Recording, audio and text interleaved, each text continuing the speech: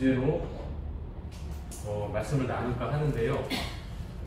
일단은 요 이름에 대해서 우리가 접근하기 전에 아까 이제 목사님도 얘기를 하셨는데 성경을 우리가 보는 기본 마음가짐, 기본 전제에 대해서 이렇게 생각을 해야 될 것 같거든요. 네. 어떻게 생각을 하냐면 성경은 하나님이 아들한테 쓴 책이다 라는 생각을 해야 되거든요. 그러면 만약에 제가 제 아들한테 만약에 제가 제 아들 못 본다고 한다면, 예를 들어 유산 상속장을 썼어. 그럼 이걸 어떻게 써야 되냐면은 얘가 어떤 방식으로든 가장 알아듣기 쉽게 쓰거든요. 아들한테 쓰면서 알쏭달쏭하게 쓰지 않죠. 절대로 그렇게 쓰지 않죠. 근데 또 하나의 목적이 또 있어요. 왜냐하면 아들한테는 분명히 너무너무 당연한 얘기여야 되는데 아들이 아닌 사람들한테는 이거 내 나라를 맡기고 내 기업을 맡기는데 아무나 덜렁덜렁 이렇게 주워먹게 쓸 수 없거든요. 그 사람들한테는 비밀이면서 내 아들한테는 너무 당연한 얘기. 그러니까 이 말씀을 보면은 아들 된 자는 이거 당연한 얘기 아니야. 이거 당연한 얘기 아니야. 이걸 성경적 용어로 바꾸면 아멘, 아멘 하면서 볼 수 있게 돼요. 근데 이게 아들이 아닌 자들한테는 이거 뭔 말이야? 참남되다, 교만하다 이런 말 많이 하거든요. 왜냐면 야, 네가 어떻게 이걸 이렇게 해석할 수 있어? 아까도 얘기하시잖아요. 너 어떻게 이렇게 확정적으로 말하냐? 그런데 아들 입장에서 생각하면은 야, 우리 아빠가 말했는데 넌 뭔 말이야? 야, 우리 아빠가 한 말을 야, 넌 니네 아빠가 아닌가 보다. 아빠가 아니라는 사실 반증이에요. 확실하게 말 못한다는 게. 성경에서는 어떠한 요소들도 정말 쉽게 알아들을 수밖에 없겠었거든요. 그 중에 하나가 이름이에요. 이름.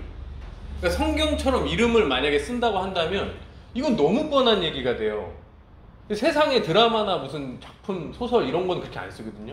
옛날에 그 드라마 중에 이런 드라마 아시죠? 아들과 딸 이런 거 아시나요? 아들과 딸. 아시죠? 아들과 딸에 보면은 그 쌍둥이 애기가 나오는데 아들이 귀남이에요. 딸은 후남이. 또 막내 딸은 종말이라고 그러거든요. 종말이는 왜냐면 야, 그만 좀 낳자 이제. 종말이. 그리고 아들은 왜 귀남이냐면 귀한 남자아이라서 귀남이에요. 너무 쉽죠? 후남이는 왜 후남이냐면 후에 남자아이를 낳아라. 남아선호 사상 그래서 후남이라고 지었어요. 근데 만약에 이 드라마가 진짜 이름 뜻대로 이렇게 된다면 이건 너무 재미없을 거예요. 귀한 남자아이라고 지었는데 진짜 귀하게 잘 살아. 후에 남자아이를 낳고 했는데 진짜 뭐 시집이나 가가지고 뭐 아들 낳는 걸 목적으로 살았다면 이 드라마 재미없었을 거예요. 근데 이 드라마가 엄청나게 인기 많았던 거는 이 귀남이는 조금 찌질하기보다는 좀 잘 못 살아요. 귀하게. 근데 후남이가 너무너무 잘 됐어요. 공부도 잘하고 그렇죠.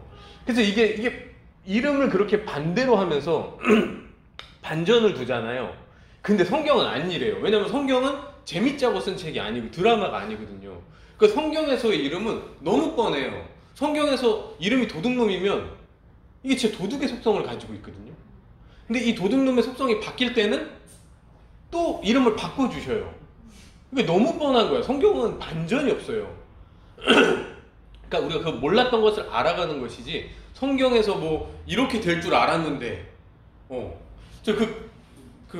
이제 예들로 보면은 유다라는 사람은 되게 좀 안 좋은 캐릭터로 나오거든요. 근데 유다가 찬송이 된단 말이에요. 근데 결과적으로 유다 이름 뜻은 찬송이죠. 결과적으로 보면 유다를 통해서 귤을 잡아서 나라가 쭉 이어져 내려오는 진짜 찬송의 역할을 하게 되거든요. 또 어떤 지명도 그래요. 지명은 땅의 이름이잖아요. 땅에도 이름이 있거든요. 그걸 지명이라고 하죠. 지명도 예를 들어 지명도 그 뜻을 정확하게 나타내요. 예를 들어 골고다다, 해골의 언덕이다. 거기서 실제로 예수 그리스도 십자가 사건이 있고, 또 베들레헴이다. 베들레헴은 빵집, 떡집 이런 뜻이거든요. 실제 거기에서 예수 그리스도가 탄생하죠. 베들레헴이라는 동네에서. 그거를 봤을 때 이 하나님이 성경을 쓰실 때 어떻게든 진짜 알려주려고 쓰셨구나. 그러니까 귀남이 후남이처럼 반전을 두시려는 게 아니라 어떻게든 알기 쉽게 쓰려고 하셨구나. 우리 이 뜻을 우리가 알 수 있어야 돼요. 제가 이 귀남이 후남이 예시를 찾기 위해서 어저께 고민을 엄청 많이 했어요. 이 나이 차이가 이렇게 많이 나는데 어떻게 공감 가는 작품을 찾아낼 수 있을까? 되게 고민을 많이 하는, 서로 아는, 누구나 다 뭐가 있을까? 귀남이랑 후남이. 너무 사실 떠올랐을 때 은혜가 좀 충만했거든요. 자, 볼게요. 그래서 성경에서는 이런 주장을 하고 싶어요. 성경에서의 이름은 속성을 말해요. 속성. 이름이 곧 속성이다. 왜? 이 속성을 알려주기 위해서 하나님은 이름을 지으신다. 귀한 남자의 귀남이라는 그런 것처럼. 자, 그러면 한번 볼게요. 우리가 아브라함이 그 후계를 정하는 과정에서의 이름 뜻을 통해서, 아니 성경의 속성이라는 것은 군데군데 너무 여러 개 있어요. 그 중에 대표적인 거 하나를 볼게요.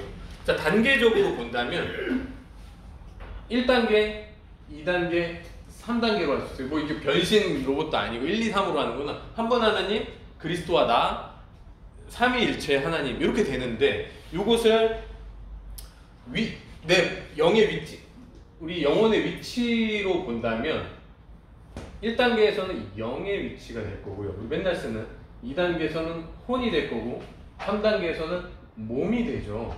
자, 요것을 어떤 공간적인 것 개념에서 이제 빗대어 설명을 하면 공간으로 볼게요. 영에서는 우리가 이집트에서 출발합니다. 혼의 위치에서는 이집트에서 나온 광야에서 말씀을 받죠. 몸으로 내려간다는 것은 가나안 땅으로, 약속의 가나안 땅으로 가는 것을 볼 수가 있죠. 이때에 우리의 우리 믿는 자라고 하는 사람들의 신분을 한번 볼게요. 아버지와 나의 관계를 볼게요. 신분이라고 표현해야 되나? 신분. 이때 신분은 이집트에 있을 때는 우리는 어떤 신분이냐면 종의 신분을 가져요. 바로 종이잖아요, 그죠? 그 다음에 혼인데 이때는 종인데 나온 종. 그러니까 광야에서, 이제 애매해요. 이때는 신분이 광야에서, 애굽에서 나온 종이라고 할게요. 그리고 몸에까지 갔을 때, 이때를 우리는 아들이라고 불러요.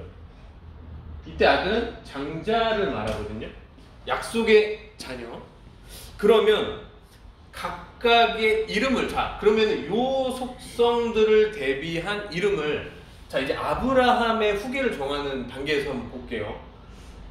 이때의 이름을 어떻게 지어주시냐면은, 어떻게든 알기 쉽게.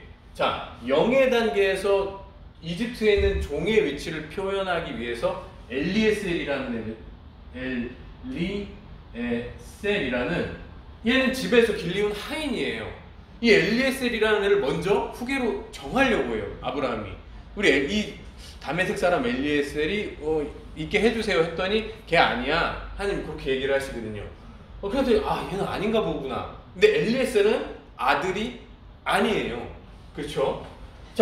그런 다음에 엘리에셀이 나왔을 때 여기서 이스마엘이 나오죠.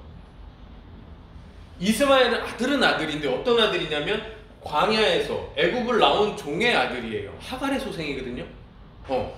이스마엘이거든요. 그리고 마지막 아들은 이삭이라는 아들이죠. 근데 이건 우리가 지금 한국 사람이니까 이 말 뜻을 모르잖아요. 근데 이 이름의 뜻이 다 있단 말이에요. 이 이름의 뜻을 알면, 와, 이거 진짜 이거 너무 노골적으로 너무 당연한 얘기를 써놓으셨네. 이게 알 수밖에 없거든요. 왜냐면 이 엘리에셀이라는 뜻은 우리 요 과정을 거치신 분들이면 당연히 알 수밖에 없어요. 하나님의 도우심이라는 뜻입니다. 엘리에셀이. 왜냐면 이때 이집트이고 우리 종의 신분일 때는 하나님이 도와주지 않고 우리가 은혜로 영혼의 씨를 받지 아니하면 일로 나올 수가 없어요. 그때 그 하나님의 도우심을 엘리에셀이라는 이름으로 적어놓은 거예요. 종의 신분에서는. 그 다음에 이 이스마엘은 어떤 뜻이냐면 하나님의 보호하심이에요. 왜냐면 광야를 보면은 광야를 대표하는 게 척박한 곳, 사막, 그리고 물기둥, 구름기둥과 불기둥, 만나와 메추라기 등등으로 하면은 이 살 수 없는 곳에서 하나님이 살 수 있도록 보호하신다. 그리고 이 과정을 거치는 사람은 하나님의 온전한 보호 가운데 있어서 율법의 정죄를 받고 율법에 우리가 싸우지만 사실 그때는 하나님의 온전한 보호하심 가운데 있다고 알 수 있어요. 이스마엘이라는 이름 뜻이 그 속성을 대변해요. 또 여기 보면 이삭은 웃음이라는 뜻이에요. 웃음이라는 뜻인데 이 웃음이라는 뜻은 두 가지 중의적인 표현이 있는데 히브리 사전을 찾아보면 툭 터놓고 웃는, 진짜 우리가 호탕하게 딱 이렇게 웃는 웃음이 있는가 하면 어떤 때는 비웃음. 왜냐면 이삭이라고 이름 짓게 된 게 하나님의 사자가 아브라함과 대화할 때 야, 너 아들 날 거야 그랬는데 뒤에서 사라가 비웃어요. 픽 웃어가지고 야, 너 비웃었지? 네 아들 이삭이라고 해. 안 웃었는데요? 웃었어. 넌 이삭이라고 해. 그렇게 해서 이삭이라고 짓는데 이 이삭이라고 하는 게 두 가지 뜻을 가지고 있어요. 진짜 웃는 거랑 비웃는 거. 그러면 이삭이 될 때는 진짜 웃음도 나지만 이거 비웃음이 난다고? 이거 이상하잖아요. 이게 안식에 가나안 땅에 들어가서 참 아들이 돼서 몸까지 안식이 된 게 이삭이면 웃음이 나오는 건 내가 알겠는데 그러면 왜 비웃어? 그럼 찾아볼게요. 시편에 2편 한번 찾아볼게요.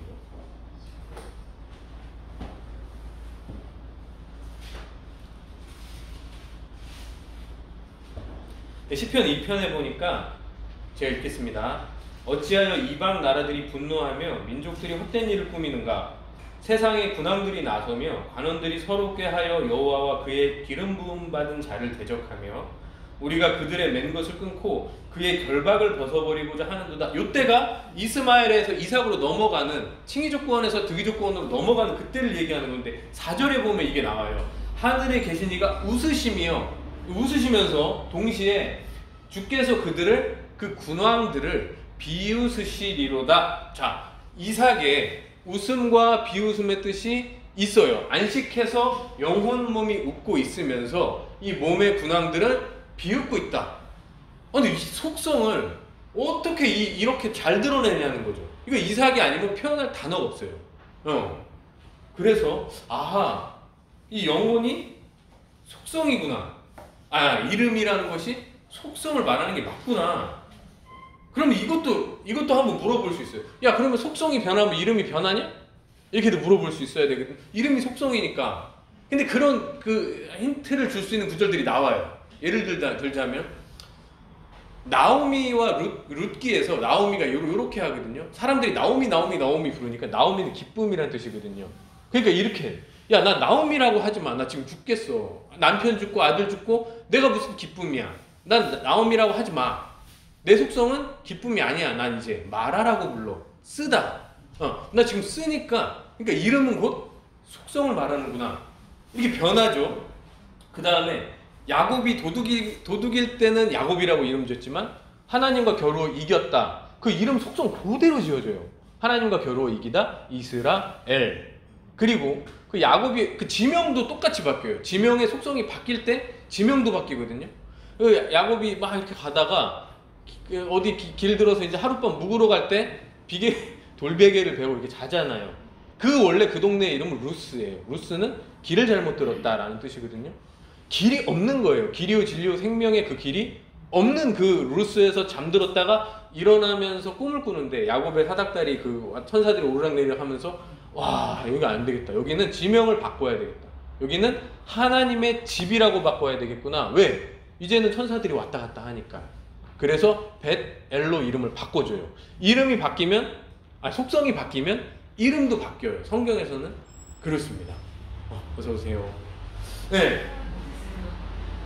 오늘도 제가 아까도 목사님 설명하면서 제가 알게 됐는데 요셉도 이름이 바뀌거든요. 원래 요셉이 아까 찾아보니까 무슨 뜻이냐면 하나님께서 더하신다 이런 뜻이에요. 그치, 아직 온전하지 않으니까 뭔가 더 한다는 거구나. 그렇구나, 요셉이면. 근데 요셉은 어떤 이름으로 바뀌냐면은 총리가 되고 나서 사브낫 바네아라고 이름이 바뀌거든요. 사브낫 바네아는 뭐냐면 은밀한 곳에 있는 것을 밝혀낸다. 뭐냐면 감옥에 있는 것을 밝혀내잖아요. 그 감옥에서 이 꿈을 해몽하고, 그쵸? 은밀한 중에 있는 것을 밝혀내는 그 사브낫 마네아라고 이름을 바꿔주는 게 바로 속성이 바뀌었다는 거예요. 요셉이. 응. 그쵸? 이걸 사실 부정할 수가 없어요. 이름이 속성이 맞구나. 그러면은 도대체 이름이 왜 중요한가? 그걸 한번 제가 이제 말씀을 드려보려고요. 그 전에 이건 하나 그냥 저의 에피소드로 얘기를 해보자면, 저는 제 이름이 종만이거든요. 저는 제 이름이 별로 좋지가 않았어요. 이게 어감도 별로 안 좋고 예쁘지도 않고, 그런다고 뜻이 좋은 것도 아니에요. 보통 종은 어떤 종자를 많이 쓰냐면 으뜸 종자를 많이 써요, 한자로. 근데 제 종자는 뭐냐면 종치는 땡 하는 그 종 있잖아요. 그게 종종자예요. 종종. 그리고 만은 어떤 만을 보통 많이 쓰냐면 가득 찰 만, 가득 찼다 이런 뜻이 되게 좋잖아요. 근데 저는 그 뜻이 아니에요. 저는 만자예요. 많은 게 숫자 10,000개 할 때. 너무 그래서 제가 이 이름 너무 싫었는데, 이게 지은 것도 싫은 게 점집 가서 지어온 거예요. 그러니까 사실은 할아버지가 되게 없는 중에도 이거 손자 나왔으니까 거금 쓴다 해서 돈을 딱 지어 왔는데, 어쨌든 막 이렇게 기도해서 막 지어주신 것도 아니고 그냥 했는데, 누가 또 전에 저 가르쳐 주던 학교 선생님 중에 이게 이름풀이 그런 걸 하던 분이 있었어요. 한문 배우면서. 근데 그분이 이제 애들 이름 딱 물어보시면서 야, 너는 이름이 요런 사주가 있겠다 하면서 풀어주는 분이 있었어요. 근데 저도 이제 물어보더라고요. 너는 이름 한자가 어떻게 돼? 그래서 종종자에 만만자예요. 그러니까 그래, 너는 좀 막 줬다 이름을. 좀 돈 좀 주고 짓지 그랬냐? 그래서 돈 주고 지은 거예요, 선생님. 그러니까 그래, 좀 싼 데서 지었다 그러시더라고요. 그래서 이름 예쁘지도 않고 뭐 뜻도 좋은 것도 아니고 엄청 나는 왜 이름 좀 그렇다, 별로 안 좋았어요. 근데 이 이름이 처음으로 이름을 우와 그 이름 좋다라고 한 사람이 한 명 있어요. 그게 누구냐면은 그 최 목사님이에요. 최 목사님 처음 보시더니 이름 뜻이 뭐야 그러시더라고요. 그래서 종종자에 만만자예요. 그랬더니 이야 그 만국을 깨우는 종소리라는 말이잖아. 우와 이만한 이름을 내가 이스라엘 중에 본 적이 없다, 뭐 그런 얘기를 하시더라고요. 그래서 저는 처음으로 이름에 대해서 예쁘다고 처음으로 그런가? 좋은 뜻인가 보다. 그래서 근데 생각해 보니까 저도 말씀 보면 볼수록 이만한 이름을 진짜 만나기가 힘들겠다. 우리 할아버지가 진짜 점집 가서 지었지만 이거 참 제대로 지으셨구나 이게. 네. 그런 생각을 하게 됐습니다. 자, 그러면 계속할게요. 이 이름이 왜 중요하냐는 말이죠. 자, 요한복음 한번 펴볼게요. 요한복음 1장 12절입니다. 자, 읽을게요. 제가 영접하는 자 곧 그 이름을 믿는 자들에게는 하나님의 자녀가 되는 권세를 주셨으니 아멘. 자, 이름이 얼마나 중요하냐면 이름을 믿는 자를 곧 영접하는 자라고 얘기를 하네요. 근데 이런 자들만 하나님의 자녀가 되는 권세를 주셨대요. 자, 이름을 믿는 게 얼마나 중요해요. 이게 진짜 핵심이에요. 성경에서 한 줄만 건져낸다면 2절 갖고 가야 될 수도 있어요. 아들이구나, 아들을 이름을 믿는 거구나, 영접하는 게 곧 그 이름을 믿는 거구나. 우와, 이름 중요하네. 그쵸? 근데 그 이름의 역할을 한번 그럼 이름이라는 게 도대체, 그럼 이름 한번 알아보자. 이게 이렇게 중요하다고 하니까 그럼 이름의 역할을 한번 알아볼게요. 이름은 2번 쓰여요. 이 구원의 과정까지 있을 때. 언제 쓰이냐면, 자, 부르실 때 쓰여요. 그냥 널브러져 있는 중에 이름을 부릅니다. 종만아 이렇게. 그 다음에 택하실 때 또 이름이 쓰입니다. 근데 조금 달라요. 이름을, 자, 베드로후서, 이게 얼마나 또 중요한지 볼게요. 말씀으로 베드로후서 1장 10절 한번 보겠습니다.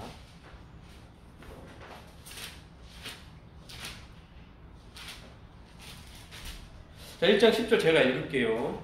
그러므로 형제들아 더욱 힘써 너희 부르심과 택하심을 굳게 하라. 너희가 이것을 행한즉 언제든지 실족하지 아니하리라. 이 구원의 과정에서 이탈하지 않으려면 이 부르심과 택하심을 굳게 하래요. 또 찾아볼게요. 마태복음 22장.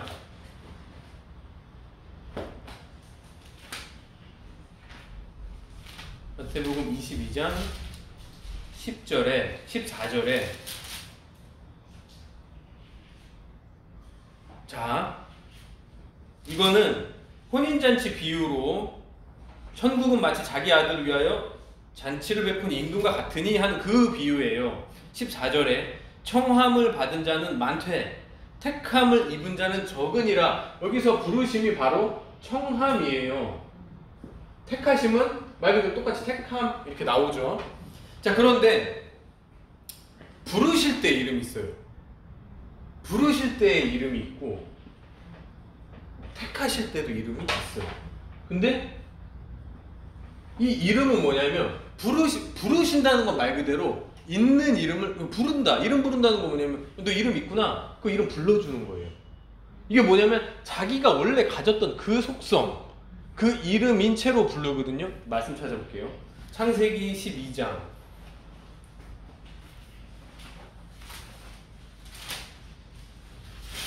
12장의 1절 제가 읽겠습니다. 여호와께서 아브람이에요. 아브람에게 이르시되 너는 너의 고향과 친척과 아버지의 집을 떠나 내가 내게 보여줄 땅으로 가라. 내가 너로 큰 민족을 이루고 내게 복을 주어 내 이름을 창대하게 하리니 너는 복이 될지라. 자, 이때 하나님이 아브람을 부르시거든요. 처음에.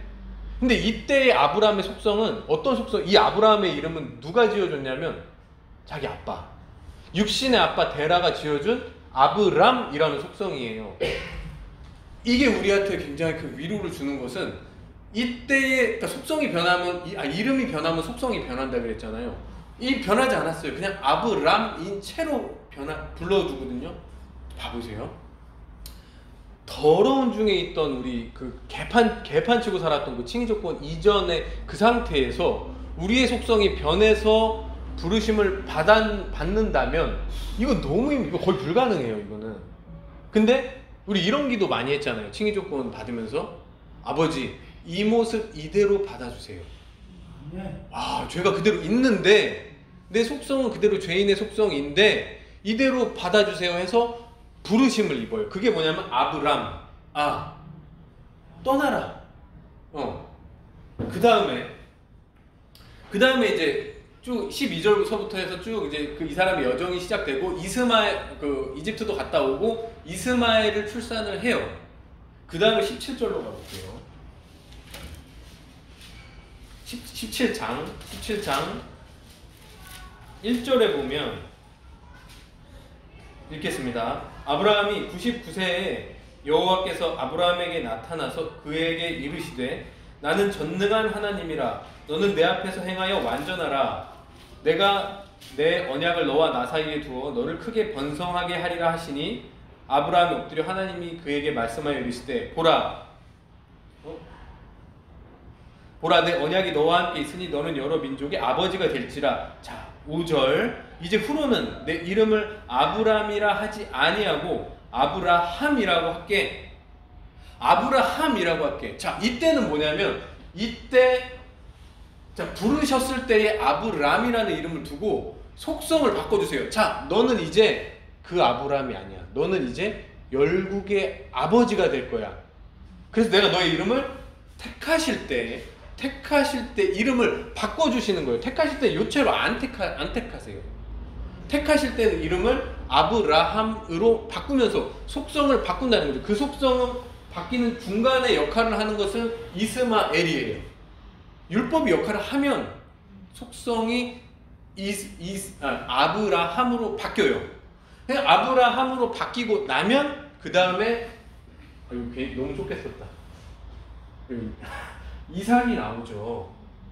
그 다음에는 약속의 자녀가 나와요. 자, 보세요. 부르심을 얻고 율법이 역할을 하고 택하심의 이름을 받고 이삭이 태어나잖아요. 이 구조가 어디에도 보면 똑같이 볼 수 있냐면 이건 사람 믿음의 여정이에요. 이게 자체가 부르심과 택하심, 칭의적 구원과 득의적 구원이죠. 창세기 25장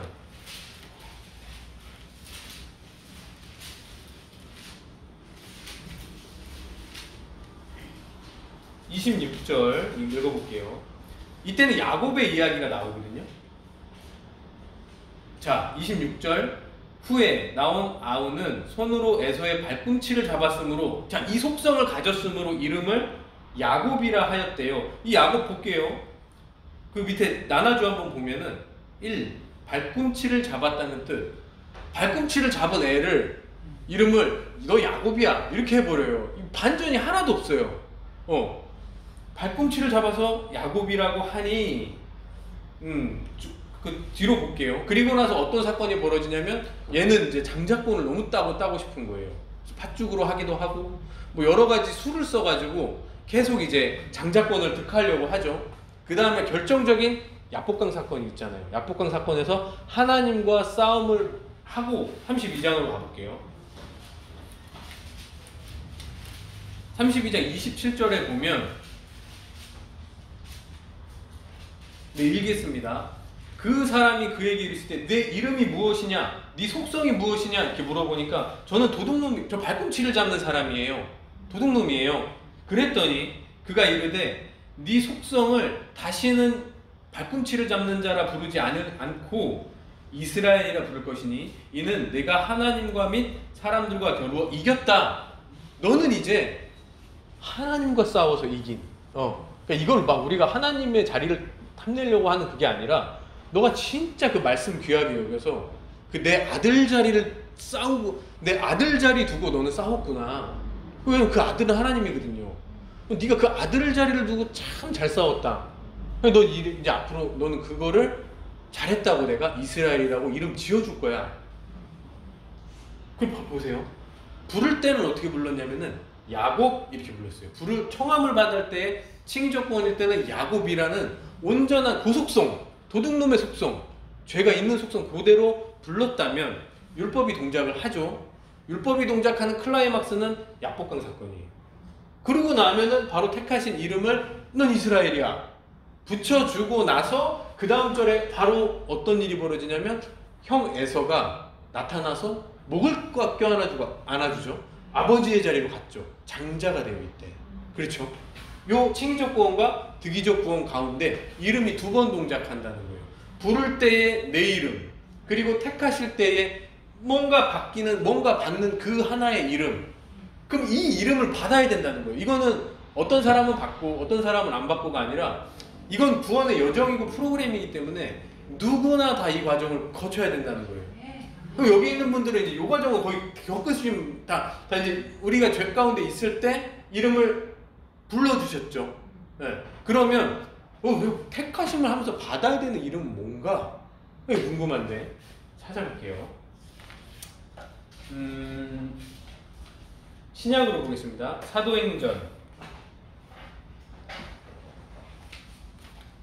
자, 그러면은 아까 요한복음 1장 12절에서 그 이름을 믿는 자, 영접하는 자, 도대체 그게 뭐야?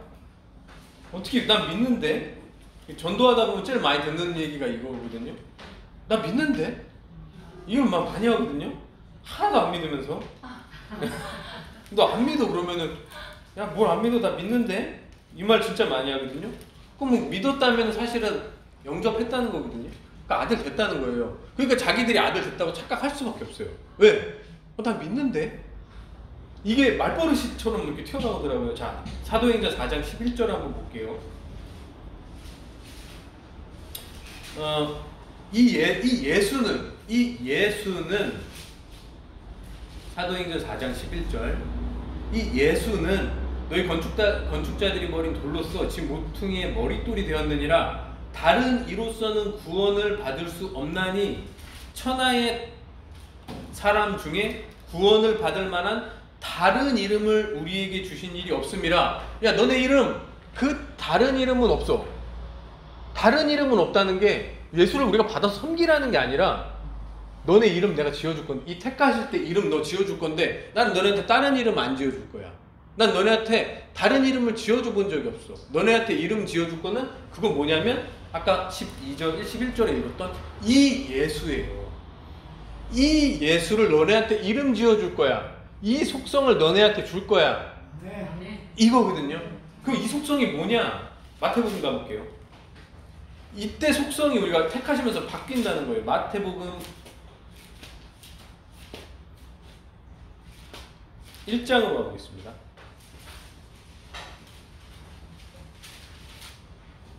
도대체 다른 이름은 없다고 하는데 그럼 이 속성을 우리가 반드시 가져야 되는구나. 이 이름의 속성을. 마태복음 1장 21절. 자, 보세요. 아들을 낳으리니 이름을 예수라 하라. 그런데 이 예수의 속성은 이는 그가 자기 백성을 그들의 죄에서 구원할 자임이라. 아멘. 자, 너 이제 예수지? 너 예수 이름 받았지? 그러면 넌 앞으로 예수야. 근데 너의 속성은 뭐냐면 자기 백성, 자기 몸의 그 네 백성을 죄에서 구원할 자. 넌 이제 네 영혼은 됐으니까 너는 이제 앞으로 네 몸에 내려가서 네 백성 구원해라. 그 고을들을 구원해라. 그 도시들을 네가 얻어라. 라고 하는 바로 그 속성을 우리가 얻어내는 거예요. 그러니까 부르실 때는 나의 영혼만 가만히 있던 그 개차반 상태에서 그 개차반이었던 이름을 불러주셨다면 율법으로 우리가 율법에 대해서 이겨내고 율법이 빠지고 그 다음엔 어떻게 되냐면 예수의 이름을 받는 거예요. 그 예수의 이름을 받는다는 거는 예수를 우리가 막 물개박수 치면서 이렇게 찬송할 게 아니라 아까 얘기하신 대로 이 구름 타고 올 예수를 우리가 바랄 것이 아니라 내가 그 예수의 속성을 입어버리는 거예요. 그게 바로 사도행전 4장 11절에 말했던 다른 이름을 주신 적이 없다. 그러니까 이거 너무 쉬워요. 요한계시록에 뒤에 나오는 20절 이후에 나오는 생명책이 있거든요. 그 생명책에는 너무 쉬워. 이 생명책은 내용이 너무 간단한 책이에요. 생명책 1페이지 뭐라고 써있냐면 예수. 생명책 2페이지 예수. 3페이지 생명책은 예수밖에 안 써있어요. 예수. 왜냐면 이 예수라고 이름 붙어진 자들만 들어가는 데가 어디냐면 하나님 나라예요. 그럼 이 예수 생명책은 미리 써놨어요. 여기 장족만이 들어갈지 말지는 네가 이 이름을 받을지 안 받을지 네가 결정해. 나는 이미 줬어 예수를. 나 여기 예수 써놨네. 네가 이 예수가 되면 생명책에 이름을 가는 거고 네가 여기서 예수가 못 되면 너는 생명책에 이름 기록이 못 되는 거야. 그런 거예요. 이 이름이라는 게 얼마나 중요한지 우리가 알 수 있겠죠. 근데 이게 잘못되잖아요. 그러니까 우리가 우리 목사님이 전해주시는 예수를 의지하거나 아니면 우리 사모님이 전해주시는 예수를 의지하거나 어떤 예수를 중보자의 개념으로 우리가 계속 이렇게 보거든요. 마치 예수님은 하나님의 아들이니까 말을 잘 들어주실 거 아니에요. 그래서 이렇게 기도하는 거예요. 자꾸 모르면 예수 그리스도 이름으로 기도드렸습니다. 이 뜻을 어떻게 보냐면 예수님 저의 이 바램을 하나님한테 좀 꼭 전달해 주세요. 이렇게 얘기하거든요. 예수님이 중보자시라고 하니까. 그러니까 여기서 한 단계 천주교 같은 개톨릭 같은 경우는 여기다 한 단계를 더 추가해요. 너무 여기서 이제 인간적으로 보다 보니까 예수로 안 끝나. 너무 불안한 거야. 예수를 더 압박할 수 있는 압박 수단으로 예수의 엄마까지 동원을 하는 거예요. 그 마리아라는 마리아님 우리 그 당신 아들 예수 있잖아요. 그 사람한테 압박해가지고 예수가 효자할 거 아니에요. 효자잖아요. 자기 죽으면서도 요한한테 어머니다, 야, 좀 잘 부탁한다 이렇게 할 정도로 효자니까 전 잘 모르니까 자신이 없으니까 엄마가 좀 압박해주세요. 이렇게 얘기하면 알았다. 알았어. 인자하시니까 마리아가 그러니까 이제 예수를 압박하는 해서 이게 더 잘 기도가 이제 들어주겠다 해서 이렇게 껴버리는데 이게 아니라는 거죠. 이게 아니라 예수 이름으로 기도드렸습니다 할 때 그 예수는 네가 그냥 예수가 돼가지고 니네 아빠한테 기도를 해. 아빠 제 이름 예수예요. 제 이름 예수가 생명책에 쓰여있는 그 예수가 내가 받았어요. 그럼 아빠 이제 내 기도 들어주세요. 이렇게 돼야 되는 거예요. 이걸 잘못 알면 우리 예수를 중보자로. 그래서 성경에 이런 장면이 나와요. 말씀 찾아볼게요. 사도행전 19장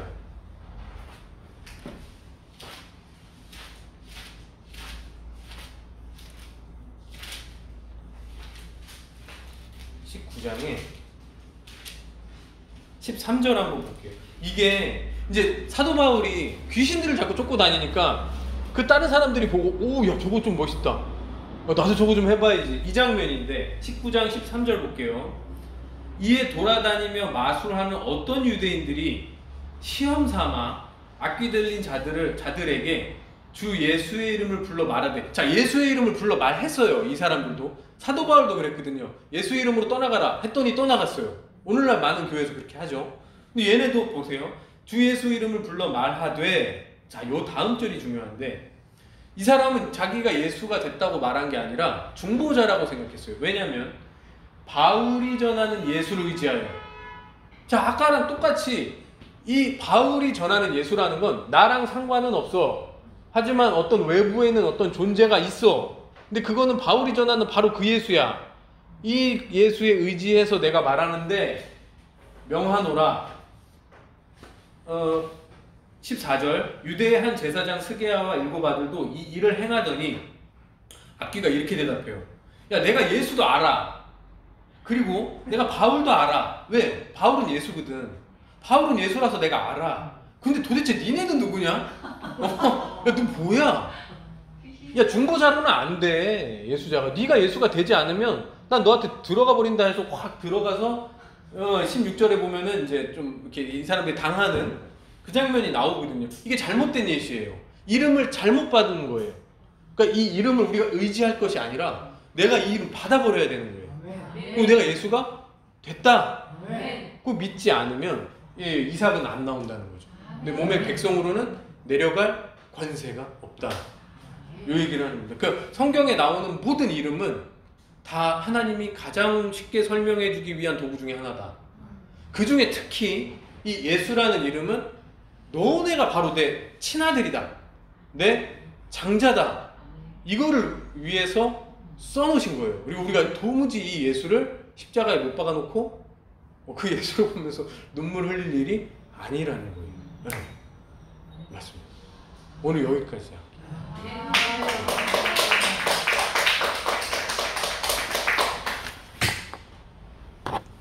우리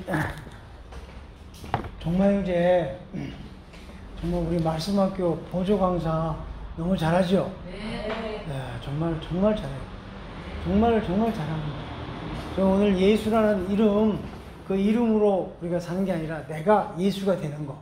네, 정말 오늘 너무 잘했죠, 그죠? 네, 박수 한번 치고.